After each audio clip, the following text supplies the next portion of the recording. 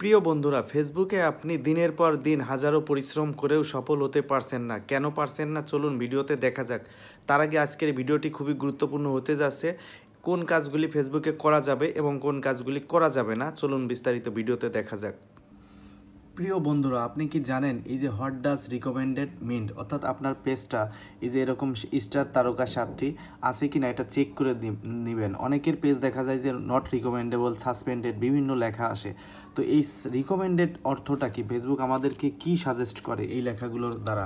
আপনি যদি এখানে একটু পজ করে দেখে নেন যে রিচ নিউ পিপল অর্থাৎ এই আপনার পেজটা যদি রিকমেন্ডেড থাকে তাহলে নতুন নতুন মানুষের কাছে পৌঁছাবে। ফলো দ্য রুলস এবং শেয়ার ও কোয়ালিটি কন্টেন্ট, ঠিক আছে? এই জিনিসগুলো আপনারা একটু পজ করে দেখে নেবেন। আমি যদি এটাকে একটু গুগল ট্রান্সলেট করে দেখাই তাহলে দেখতে পাচ্ছেন এখান থেকে আমরা কত সুন্দরভাবে লেখা রয়েছে যে প্রস্তাবিত মানে কি, ঠিক আছে?